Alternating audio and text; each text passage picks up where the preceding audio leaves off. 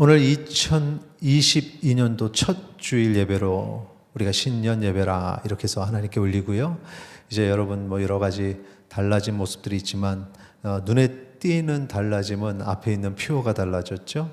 2022년도 표어는 무엇입니까? 하나님 나라의 확장입니다. 하나님 나라, 이것은 그리스도인에게 있어서 그리스도인이 정체성을 갖는 중요한 핵심들 몇 가지가 있는데 그 중에 아주 중요한 핵심이 하나님 나라입니다. 하나님 나라에서 끝나는 게 아니라 그리스도인은 하나님 나라의 백성이라는 정체성을 갖기 때문에 그리스도인은 항상 하나님 나라에 대한 그런 생각을 가지고 살아가야 되죠. 하나님 나라에 대한 소망을 가지고 살아야 됩니다. 하나님 나라는 정말 중요한 단어입니다. 하나님께서 창조하셨을 때에 그때에 원하셨던 것이 하나님 나라였습니다. 그래서 에덴 동산은 하나님 나라라 이렇게 말할 수 있어요. 왜냐하면 에덴 동산에서는 하나님의 명령하심, 그 통치가 선포됐고 거기에 이제 아담과 하와 그리고 원래 계획대로라면은 그의 후손들이 그곳에서 하나님께 영광 올리며 하나님 그 다스림 속에서 살아가는 공간이었죠. 그게 하나님 나라지요. 그런데 불순종함으로 하나님의 명령을 따르지 않고 거기에서 떠나야만 했습니다. 하나님 나라는 그렇게 인간들에게서 멀어졌는데 하나님께서는 그 하나님 나라에 우리가 함께 살기를 원하셨고 그 뜻을 늘 가지고 계셨습니다. 그래서 어떻게 하면 이 나의 백성을 회복시킬 것인가? 구약에 나오는 이스라엘 백성을 통해서 하나님은 하나님의 백성을 나타내셨어요. 그 이스라엘 백성 보시면 하나님은 늘 그렇게 버릇없고 죄를 짓는 이스라엘 백성 그 돌아오는 날 회복시킬 것을 늘 말씀을 하시죠. 이게 하나님 나라의 회복입니다. 그래서 우리가 믿음을 통해서 하나님 나라의 백성이 됐습니다. 그런데 문제는 뭐냐면 우리가 하나님 나라의 백성인데 하나님 나라의 백성 같지가 않은 거예요. 무슨 얘기냐면 이전에 죄악으로 하나님 나라에서 쫓겨나고 하나님의 백성이라는 그런 타이틀을 잃어버렸는데 지금 하나님 나라의 백성으로서 하나님이 회복시켜 주셨는데 나는 이전의 모습이 여전히 있는 겁니다. 여전히 연약하고 여전히 죄의 유혹들이 내 주변에 있을 때 거기 넘어가기도 하고 그 죄를 짓기도 하고 그래서 정말 이 하나님의 백성으로 살려고 했다가도 나의 그런 모습 때문에 고민을 하게 되죠. 눈치가 보이죠. 교회 안에서 떳떳하지 못하게 되죠. 뭔가 세상 속에서 내가 그 유혹 속에 살다 보니까 주의 전에 나오면 이렇게 줄어들어요. 내가 작아지고. 이게 나를 정말 힘들게 합니다. 하나님의 나라의 백성이면서도 여전히 연약한 존재. 그래서 이거 불편한 사람들은 내 교회 안 나가. 나중에 내가 좀 하나님 앞에 죄 짓지 않으면 그때 나갈게. 이렇게 얘기하는 분들이 주변에 있습니다. 왜냐하면 고통스러운 겁니다. 내가 하나님의 백성이라 그러고 거룩해야 된다고 설교 듣는데 내 모습은 그렇지 않으니까 야 이거 내가 힘들다. 나중에 다닐게. 이렇게 얘기하는 분들. 그러니까 그런 분들은 둘 중에 하나인데 첫째는 그냥 나 귀찮아 하는 그런 분들. 그런 분들은 말고 두 번째 내가 괴로운 거죠. 그냥 하나님 나라의 백성, 그리스도인 이런 타이틀을 붙이기가 내가 너무 괴롭다. 이런 분들은 참 그 모습이 어떻게 보면 하나님 앞에서 저는 하나님이 괜찮다 하실 만한 모습이라고 생각이 들어요. 왜냐하면 오늘 본문이 그거에 관련된 내용입니다.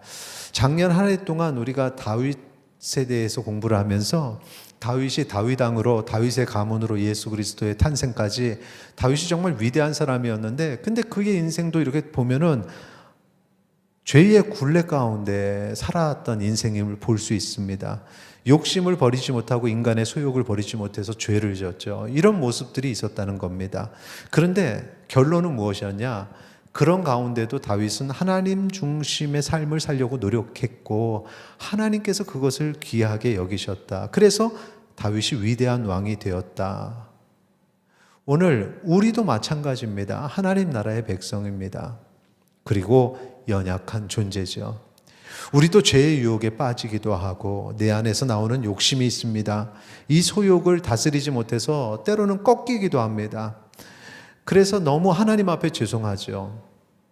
인간의 가진 죄, 이 죄의 굴레에서 우리가 태어났기 때문에 그래서 이 문제가 있는 겁니다.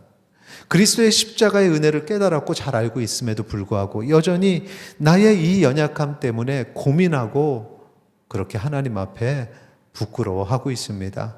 자, 이게 그냥 고민과 부끄러움 정도면 괜찮은데 나를 죽이는 경우들이 있어요. 나의 모든 것을 무너뜨리죠. 이런 문제로 고민하는 우리에게 하나님께서는 오늘 말씀을 통해서 솔로몬을 이야기해 주십니다. 솔로몬이 어떤 사람입니까? 다윗의 아들인데 엄마가 밧세바예요. 다윗과 밧세바 어떤 만남입니까? 죄의 결과입니다. 그리고 물론 다윗의 자녀들, 그러니까 솔로몬의 형제들이 배다른 형제들은 몇몇이 더 있었습니다만 밧세바에게서 난 자녀, 친형은 한 사람이 있었어요. 솔로몬 위에 한 사람. 근데 여러분 아시죠? 어릴 때 병들어서 다윗이 막 하나님 앞에 살려달라고 기도했지만 죽었어요. 그걸 보면서 우리는 뭐라고 생각했냐면 이 죄의 결과니까 결국은 살지 못하고 죽잖아. 이렇게 생각하는 경우들도 있죠. 그런데 그 다음에 태어난 게 솔로몬입니다. 솔로몬은 뭐가 다릅니까? 어차피 다윗이 범죄함으로 밧세바를 아내로 맞이한 것이고 거기에 둘째가 이 솔로몬입니다. 그러니까 이 솔로몬도 죄의 굴레에서 태어난 것 그대로 죄의 굴레 가운데에서 태어났다는 것이죠. 그런데 하나님은 이 죄의 굴레 가운데 태어난 솔로몬을 쓰시더라는 것입니다. 배다른 형제 중에 아도니아라는 형제가 있었는데 원래는 왕위 계승 1순위는 이 아도니아가 1순위입니다. 그러니까 순서대로 하면 아도니아가 다윗의 대를 이어서 왕이 되어야 되는데 하나님께서는 솔로몬을 찍어서 왕으로 세워주셨다는 거죠. 그리고 그가 사역할 때 보니까 너무 잘했습니다. 열왕기상 4장 25절에 보면 솔로몬이 사는 동안에 유다와 이스라엘이 단에서부터 브엘세바에 이르기까지 각기 포도나무 아래와 무화과나무 아래에서 평안히 살았더라. 자, 중간에 다 빼고 솔로몬이 사는 동안에 유다와 이스라엘이 평안히 살았다. 솔로몬이 그만큼 통치를 잘했다라는 얘기입니다.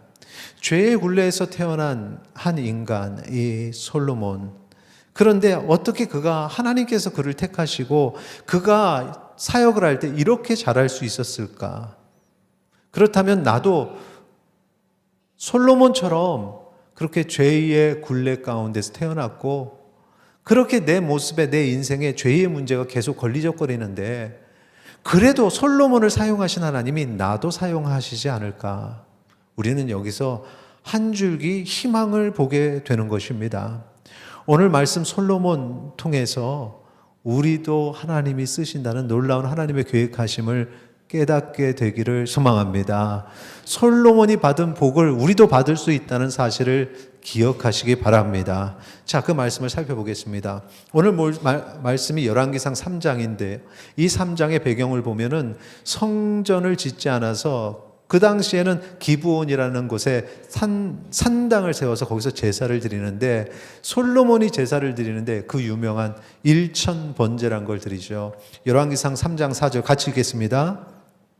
이에 왕이 제사하러 기브온으로 가니 거기는 산당이 큼이라 솔로몬이 그 제단에 1000번제를 드렸더니 자 1000번제를 드렸다. 이거는 이제 제물의 수예요. 양을 1000마리를 1000마리를 드렸다는 건데 이걸 가지고 이제 부정적으로 그냥 해석하려고 보면은 뭐 1000마리 드렸고 우리도 그만큼 1000마리 우리식으로 설마 이렇게 설교하는 사람은 없겠죠. 1000마리니까 1000만 원 헌금해라. 뭐 이렇게 직관적인 해석을 하는 사람들은 없을 거예요. 이건 잘못된 거죠. 그렇게 해석이 그런 설교를 들었다면 여러분 잘못된 설교를 들은 것이고 여기서 숫자로만 보지 말고 그 안에 담긴 의미를 보자는 겁니다. 여기에 보면은 1000번제, 이게 가능한 이유는 그가 왕이었기 때문에 가능합니다. 왕의 지위가 있었고 왕으로서의 재산이 있었습니다. 그리고 1000번제를 드렸다면 왕이 왕에 걸맞는 그런 제물을 드렸다. 자기 딴에는 최선을 다한 거예요. 사실 하나님 입장에서는 양이 1마리인들 100마리인들 1000마리인들 그 의미가 있습니까? 하나님이 그 고기를 드십니까? 그렇지 않거든요. 그러니까 여기서 보는 거는 그가 나타내는 그의 성실성, 내가 최선을 다하는 그 모습을 1000번제라는 숫자에 담은 것입니다. 여기서 우리가 생각해야 될 것은 그럼 나는? 이라고 생각해야죠. 나는 하나님 앞에 내가 할 수 있는 최선의 예배를 드리는가? 여기서 말하는 건 헌금만 생각하시면 안 돼요. 예배 자체. 내가 일상의 삶 속에서 하나님께 영광 올리는 삶을 최선을 다해서 살고 있는가? 내가 하나님께 구하는 것들이 있습니다. 때마다 구하는 것이 있죠. 입시 때에 되면 좋은 대학의 진학을 위해서, 직장을 구하기 위해서, 결혼 대상자를 위해서, 인생의 순간순간마다 하나님께 간구하는 건 많은데 그것을 이루어가는 내 삶에 걸맞는 그런 예배의 모습을 드리고 있는가? 솔로몬은 그렇게 했다는 겁니다. 온전한 예배를 하나님께 드렸습니다. 1000번제를 드린 그날에 하나님께서 기뻐하셨고 꿈에서 그를 만나 주십니다. 그리고 이렇게 말씀하셨습니다. 무엇을 줄고 내가 너에게 주고 싶은 것이 있어. 하나님의 기쁨이 되니까 하나님께서 주시겠다는 겁니다. 그때 솔로몬이 자기를 드러내죠. 자기의 생각을 드러냅니다. 정말 귀한 것은 1000번제가 아니라 그 솔로몬의 생각이라는 겁니다. 열왕기상 3장 7절 같이 읽도록 하겠습니다. 나의 하나님 여호와여, 주께서 종으로 종의 아버지 다윗을 대신하여 왕이 되게 하셨사오나 종은 작은 아이라 출입할 줄을 알지 못하고. 여기서 우리가 솔로몬이 가진 생각을 알 수 있는데 지금 자기 왕이 됐습니다. 그런데 왕이 되었을 때 내가 왕 되려고 정말 고생했다, 최선을 다했다, 이런 생각이 아니라 뭐라고 얘기하냐면 하나님께서 종으로 다윗을 대신하여 왕 되게 하셨습니다. 이렇게 얘기하고 있습니다. 주께서 종으로 종의 아버지 다윗을 대신하여 왕이 되게 하셨습니다. 이게 중요한 것은 내가 아니라 하나님께서 하셨습니다 라는 고백이에요. 이미 우리가 앞에 그 이전에 솔로몬의 배경을 봤습니다. 이 말씀만 보면은 그냥 의뢰히 하나님 영광 올립니다, 이건 다 하나님이 주신 겁니다 라는 그런 고백으로만 생각할 텐데 그 전에 솔로몬의 배경을 봤죠. 나를 보면 나는 죄악의 굴레에서 태어난 존재, 아무것도 아닌 존재. 그런데 하나님이 나를 왕으로 세워주셨습니다. 두 번째 고백으로 갈까요? 보면 종은 작은 아이라 출입할 줄을 알지 못하고. 정말 나는 형편없어서 오고 가는 것도 못하는 존재입니다.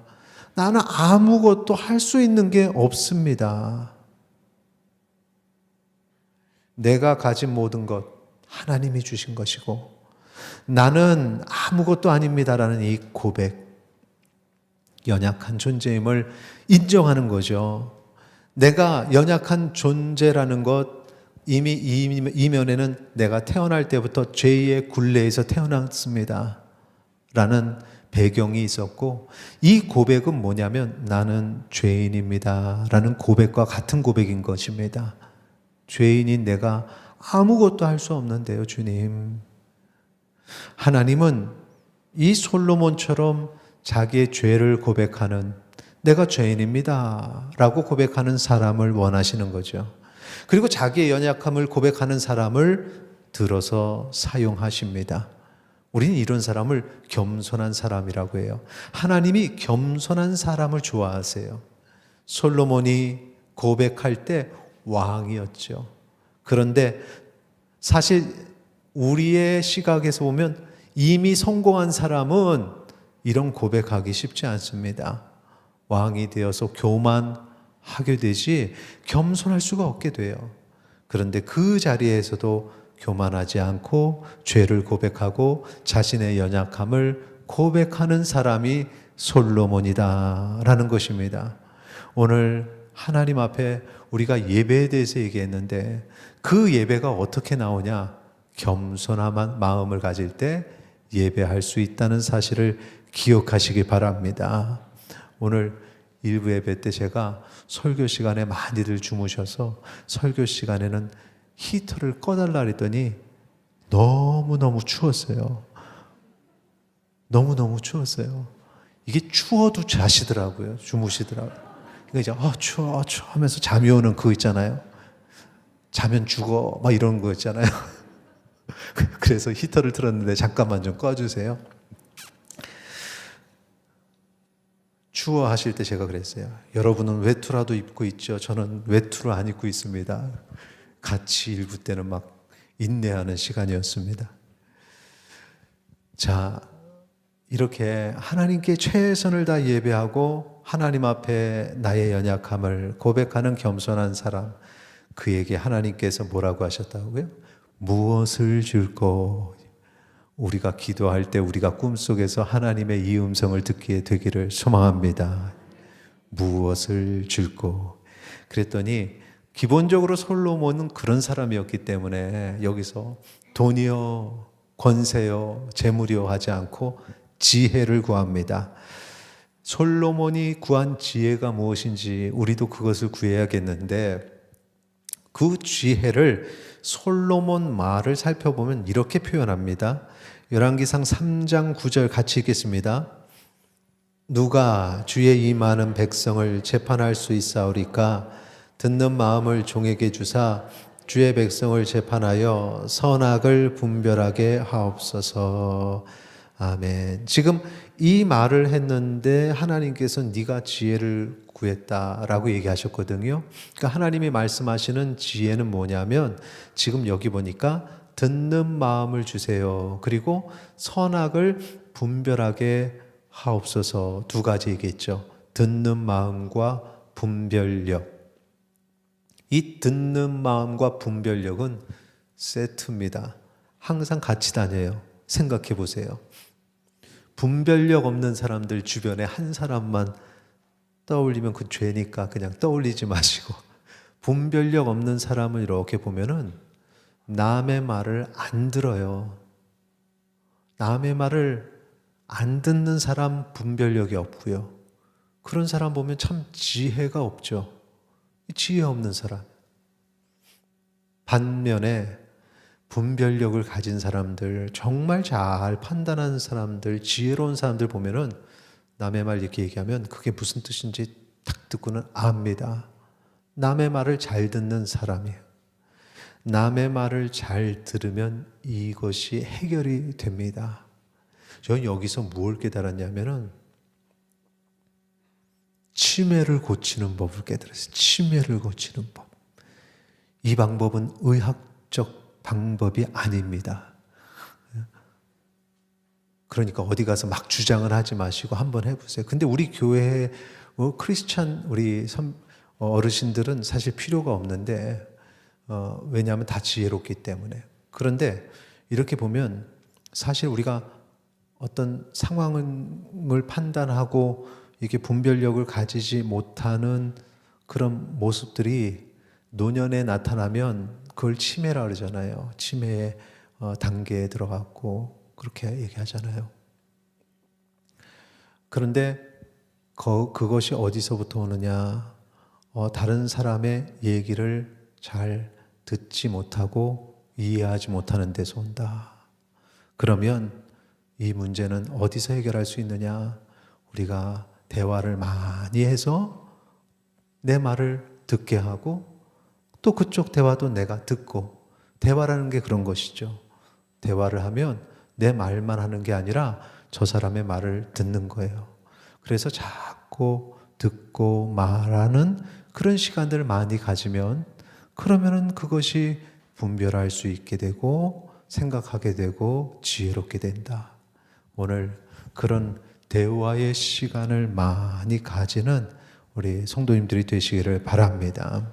우리 교회 나오시는 우리 성도님들은 그래서 그런 부분들을 우리 벌써 이 말씀 시간에 듣기 때문에 하나님께서 이미 그 지혜로운 은혜를 주셨습니다. 요즘은 젊은 시대는 길게 무언가를 들으려고 하지 않아요. 그러니까 결혼식 때도 들으려고 하지 않죠. 어떤 그런 얘기 들으려고 하지 않아요. TV에 앉아서 긴 시간 무언가를 들으려고 하지 않아요. 그냥 인터넷으로 짧게 보고 마는 거죠. 그리고 내가 해보는 걸 더 중요하게 생각하는 세대. 들으려고 하잖아요. 그런데 교회에서는 설교를 한 번 들어오면 30분, 최소 30분. 그래도 우리 교회니까 30분이지 여러분 다른 데 가면 1시간 설교 들어야 돼요. 다른 데 가면 설교를 1시간 들어야 돼요. 그러니까 다른 데 갈 생각 하지 마세요. 못 견뎌요. 우리는 30분이면 돼. 하나님의 말씀만 전하니까 30분 이상 전할 게 없어요. 학생들한테 가르칠 때도 그래요. 솔직히 핵심, 하나님의 말씀 핵심 전하면 20분이고 거기에 깊이 있게 나눔을 가지면 30분. 30분 넘어가면 딴 얘기 아니면 설교가 주제가 바뀌어요. 그래서 설교 2편 할 거를 그거 하는 겁니다. 설교 제발 1편만 해라. 그리고 딴 얘기는 하지 마라. 이렇게 신학생들을 가르치는데 우리 교회는 30분이니까 딴 데 가면 후회한다. 그 어쨌든 30분이라도 그건 짧은 시간이 아닙니다. 그 시간을 듣고 있는다는 거죠. 이 듣게 되면 그 다음엔 생각하게 되고 분별력을 가지는데, 그런데 보통 다른 사람의 말을 들어도 그런 지혜가 있는데 솔로몬이 다른 사람의 말을 들어서 잘 판단할 수 있는 분별력을 갖게 해주세요라고 하나님께 간구합니다. 이게 무슨 얘기냐면 남의 말 듣는 게 그렇게 어려운 겁니다. 시간이 흐를수록 남의 말 안 들으려고 해요. 제가 관심을 가지고 길가에, 지금은 추워서 안 되는데 믿지 않는 그런 어르신들 이렇게 막 얘기하고 계시는 거 보면은 막 두 분이 얘기하는데 제가 보니까 서로 다른 얘기를 하세요. 이분은 A 얘기를 계속하고 저분은 B 얘기를. 근데 대화가 돼요. 왜냐? 남 얘기는 상관없어요. 난 내 얘기를 끝까지 하면 되니까.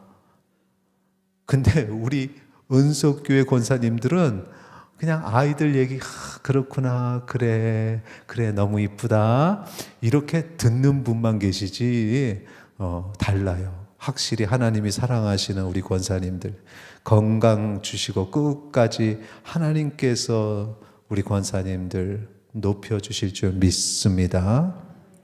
이게 지혜라는 겁니다. 솔로몬이 힘드니까 하나님께 구했고 하나님도 기뻐하십니다. 그래, 내가 지혜를 줄게. 듣는 귀를 줄게. 그리고 부와 영광도 주시는 거죠. 여기 아주 중요한 원리가 있습니다. 부를 찾고 영광을 찾는 사람은 실패하게 돼도 하나님 앞에 듣는 귀를 주셔서 하나님의 말씀을 듣기를 원합니다. 하나님이 이스라엘아 들으라, 하나님의 명령이잖아요. 그러니까 항상 듣는 귀를 주셔서 하나님의 말씀을 듣기를 원합니다. 듣는 귀를 주셔서 이웃을 사랑하며 이웃의 고통을, 아픔을 듣기를 원합니다. 이렇게 기도하면 그래, 내가 부와 영광도 주겠다. 잘 듣는 사람이 부자 되는 줄 믿으시기 바랍니다. 이게 솔로몬을 통해서 그랬어요. 잘 들어야 돼요. 기업을 운영할 때도 독단적으로 듣지 않는 사람은 그렇잖아요. 기업 하나를 운영하려고 해도 듣는 귀가 있어서 그렇게 뉴스도 듣고 다른 사람들의 조언도 듣고 결국 판단은 자기가 하는데 그 판단이 바른 분별력으로 하기 위해서는 듣는 귀가 있다는 거죠. 여러분, 듣는 귀, 그것 듣는 방법을 배우려고 어떤 사람들은 학비 내고 학교를 다녀요. 그게 뭡니까? 상담이에요. 상담을 배우는 게 말하는 방법을 배우는 게 아닙니다. 어떤 사람이 무슨 말을 할 때 그 말하는 표현을 보면은 그 사람의 심리 상태가 어떤 상태라는 거죠. 그걸 배우는 거예요. 그래서 이런 말 할 때, 저분이 저런 아픔이 있구나, 이런 아픔이 있구나, 과거의 문제가 있구나, 현재의 고통이 있구나, 이런 걸 듣는 것, 학비 내고 배우는 거예요. 오늘 하나님의 말씀으로 우리에게 들으라. 새해에는 말하기보다 많이 들어서 복받는 성도님들이 되시기를 바랍니다.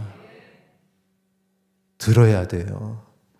근데 이걸 들으면 꼭 남 생각을 해요. 남편에게 아내에게 제발 들으래잖아 하지 말고 여러분 내가 들어야 돼. 내가 들어야 된다. 그래서 솔로몬이 죄의 굴레에서 태어난 연약한 자임에도 불구하고 그렇게 하나님 앞에 겸손했고 하나님의 구원의 은혜를 받아서 하나님께서 높여 쓰시는 왕들 중에 가장 뛰어난 왕이 된 것입니다. 오늘 우리가 이런 복을 받으려면 우리도 솔로몬 같아야 되죠. 지금까지 한 말씀 정리합니다. 솔로몬이 어떤 사람입니까? 첫째, 모든 것이 하나님의 것입니다. 뭔가를 이루면 왕이 되면 제가 된 거죠가 아니라 하나님이 주셨다. 내 것은 없습니다. 라고 고백할 수 있는 사람. 나는 연약한 죄인입니다. 라고 고백하는 사람. 작은 아이입니다. 내 인생은 정말 가치가 없습니다. 라고 고백할 수 있는 사람. 너무 자신만만하지 마세요. 하나님 앞에 다 내려놔야 됩니다. 두 번째, 예배에 최선을 다하는 사람. 우리 1,000번째 봤죠. 하나님의 영광을 위해서 우리가 창조됐으니 우리가 최선을 다해서 하나님께 영광 올려야 돼요. 하나님께서 받으시는 삶으로 영광 올려야 돼요. 세 번째, 부귀와 영광보다 지혜를 원하는 사람. 말을 잘 듣고 하나님 말씀 청종하고 사람 말을 잘 들어서 잘 분별하는 사람. 이런 사람에게 부귀와 영광도 따라온다. 자, 이 세 가지 잊지 마세요. 우리가 이런 과정을 거치면은 바른 판단력, 분별력을 가져오게 되는데 이 분별력 중에 최고가 무엇이냐면은 선과 악을 분별하는 겁니다. 근데 이거 상당히 민감한 거예요. 왜냐하면 하나님이 원하시는 분별력이 있고 하나님이 원하지 않으시는 분별력이 있다는 거죠. 열왕기상 3장 9절에 다시 한번 보면은 듣는 마음을 종에게 주사 주의 백성을 재판하여 뭐라고 말합니까? 선악을 분별하게 하소서라고 얘기하죠. 선악을 분별하는 것. 두 번째 분별, 창세기 3장 4절 5절. 뱀이 여자에게 이르되 너희가 결코 죽지 아니하리라. 너희가 그것을 먹는 날에는 너희 눈이 밝아져 하나님과 같이 되어 뭐라고 말합니까? 선악을 알 줄 하나님이 아심이라. 선악을 분별한다고 말하죠. 열왕기상 3장 9절은 솔로몬의 분별이고 창세기 3장 4절 5절은 아담과 하와의 분별입니다. 똑같이 선과 악을 분별하려고 행위를 했습니다. 그런데 솔로몬의 분별에는 하나님이 기뻐하셨고 아담과 하와의 분별에는 하나님이 진노하셨습니다. 이유가 뭐냐는 거죠. 솔로몬은 선과 악을 분별하는데 하나님의 뜻에 따라서, 그러니까 하나님의 말씀을 듣고 사람 말을 듣고, 그래서 하나님이 주신 지혜로 선과 악을 분별하려고 했고, 아담과 하와는 사탄의 유혹으로, 그래서 내가 한번 분별해보자 교만한 마음으로 선과 악을 분별하고 했어요. 이 차이가 있다는 거죠. 선과 악을 분별하는 건 똑같은데 그 내면이 달랐다는 것입니다. 우리가 사는 세상에도 선과 악이 공존합니다. 우리는 어쩔 수 없이 이 선과 악을 보게 되고 그것을 분별해야 돼요. 그런데 선과 악을 판단할 때 많은 사람들이, 교회에 나오지 않는 사람들도 선과 악을 판단합니다. 분별합니다. 야, 선한 게 뭐야? 어떻게 해야 저 좋은 데가, 착한 일 해야지, 착한 일. 자기 생각을 얘기하죠. 자기 생각을 얘기하죠. 조상님에게 잘 해드려야지. 아니, 부모님 살아계실 때 효도하고 해야지. 그래서 자기 생각을 얘기합니다. 그런데 하나님이 원하시는 것은 무엇이면 내 생각이 아니라 하나님의 말씀으로, 하나님 말씀에 의하면 선함은 하나님 말씀에 순종하는 삶이다. 하나님을 알고 예수 그리스도를 알고 예수 그리스도께서 나를 위해 십자가에 달려 죽으심을 아는 그것을 통해서 우리는 선과 악을 구별해요. 하나님의 뜻을 알아야 됩니다. 하나님이 무엇을 원하시는지, 하나님이 원하시는 건 선이고 하나님이 원하지 아니하시는 건 악입니다. 그래서 우리는 하나님의 말씀을 읽어야 됩니다. 그래서 솔로몬에게 하나님께서 뭐라고 뒷부분에 얘기하시냐면은 복을 주셨어요. 그런데 그 복이 영원하기 위해서는 너는 내 법도와 내 명령을 지켜라. 열왕기상 3장 14절 같이 읽겠습니다. 내가 만일 내 아버지 다윗이 행한같이 내 길로 행하며 내 법도와 명령을 지키면 내가 또 내 날을 길게 하리라. 아멘. 내 법도와 명령을 지키면, 그러면 너는 그 선과 악을 분별하는 그 지혜를 통해서 복을 받을 것이야. 그 복이 영원할 것이야. 이 땅에서만 받는 복이 아니라 하나님 나라의 복을 받을 것이라고 말씀하고 계시는 것입니다. 오늘 우리가 이런 삶을 살기를 소망합니다. 많은 사람들이 하나님 나라 생각하면 죽어서 가는 그거 왜 지금 기다리고 있냐고, 죽고 싶냐고 이 얘기를 하죠. 그것이 아니라 하나님께서 우리에게 주시는 이 놀라운 솔로몬에게 주신 복이 장구한 거예요. 이 땅에서 끝나는 게 아니라 그 나라까지 가는 겁니다. 너희들은 왜 죽어서 가는 그 나라를 소망하냐 그러면, 하나님이 지금 나에게 복을 주시는데, 그런데 이 복을 영원히 받는 거야. 천국은 그런 겁니다. 하나님 나라의 백성에게 주시는 복이죠. 이 하나님 말씀, 이 축복의 통로, 이 말씀을 붙잡고 살아가시기를 소망합니다. 하나님이 주시는 지혜로 살아가서 이 복을 누리기를 소망합니다. 나만 누릴 것이 아니라 우리 사랑하는 가족들, 우리 자녀들이 누리게 되기를 소망합니다. 그런 사람을 하나님이 기뻐하시니 우리가 하나님의 기쁨이 되기를 축원합니다.